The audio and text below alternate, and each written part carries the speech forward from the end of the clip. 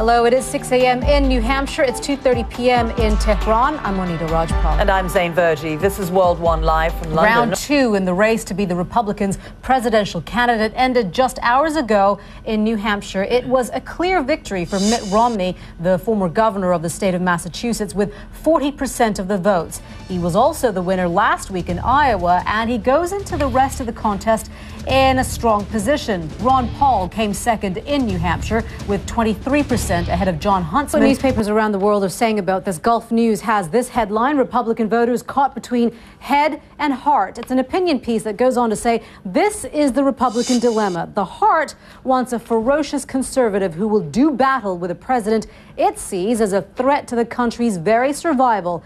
The head, however, knows that Obama is neither dangerous nor radical, that the majority of Americans shy away from incendiary rhetoric, and that national elections are won in the political center. In the U.S., the Washington Post has the headline, "The bane of his campaign," referring to the investment company Bain Capital that Romney used to run. The comment piece says, risking your money on a business idea is capitalism 101, a strange thing for conservatives like Mr. Perry and Mr. Gingrich to criticize.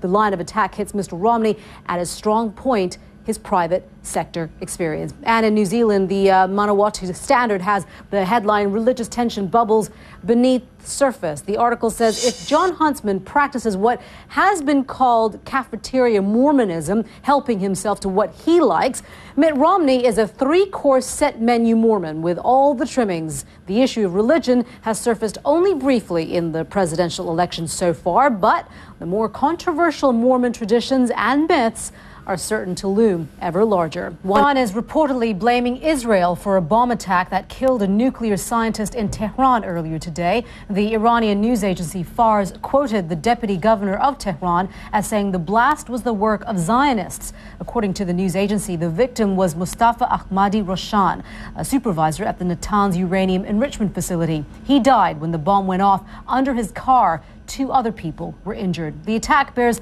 similarities to previous apparent assassination attempts on Iranians believed to have links to the country's nuclear program. We want to bring in CNN's Ivan Watson, who joins us now from Istanbul in Turkey. Ivan, I guess we know the first question would be, what evidence does Iran have that Israel would be behind this attack?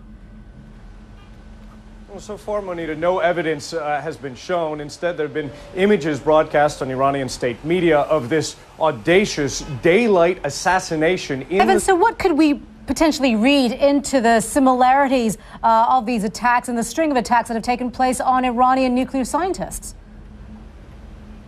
Well, some of the methods are very similar, with bombs being placed next to these vehicles in daylight traffic. U.S. Treasury Secretary Timothy Geithner is in China to push for tougher action against Iran over its nuclear program. Expound on what Yunus has been talking about there. Beijing may not be keen to take a hard line against Tehran, and this is the reason why. China is a major importer of Iran's oil, so Beijing would likely resist any action against its oil industry. And then there are other countries as well that are involved. You've got Japan, India, Italy. They are among the top 5 oil importers. Zain? State news agency says 4 soldiers were killed earlier today when a bomb went off just outside the capital, Damascus. CNN's Nick Robertson is one of the few Western journalists to be allowed inside Syria at the moment, and his reports tell of a country torn apart by fighting and divided loyalties. They can clean up the damage from the ship. Well, that will depend on the weather conditions. Meteorologist Mari Ramos joins us now from the World Weather Center with more on that. Mari. Yeah, Monita, you know, those pictures are really amazing. Maritime New Zealand is saying that there's an oil sheen that is visible. Not good news at all there, Mari. Thank you so much. You're watching World One Live in London. Zain, numerous court cases have been brought challenging the human and legal rights afforded to detainees. President Obama pledged to shut Gitmo down by January 2010, but he reversed his executive order due to difficulties in relocating the prisoners. We want to bring in CNN's senior international correspondent Dan Rivers with more on that. Dan.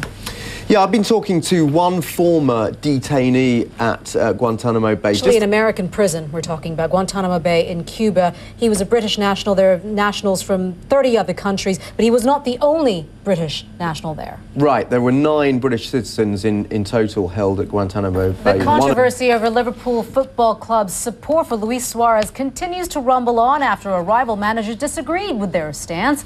With more on that in the day's other sports headlines, here's Alex Thomas. Monita, thank you. Yes, Roberto Mancini, the boss of English Premier League leaders Manchester City. Hopefully they'll have answers. Alex, thank you very much. You're watching World One live from All the London. things politicians can be accused of, this one might be worthy of a bit of a giggle. We've all heard of crocodile tears, but what about crocodile cackling? Jeannie Most looks at who's getting the last laugh.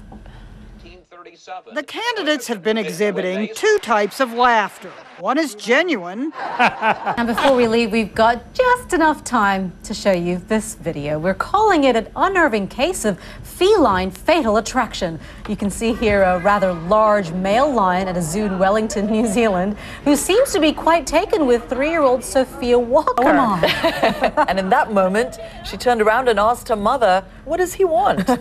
You, for lunch. You're watching World One live from London. I'm Zain. I'm Monita Rajpal. Thank you for joining us. Do stay with CNN. The news continues at the top of the hour.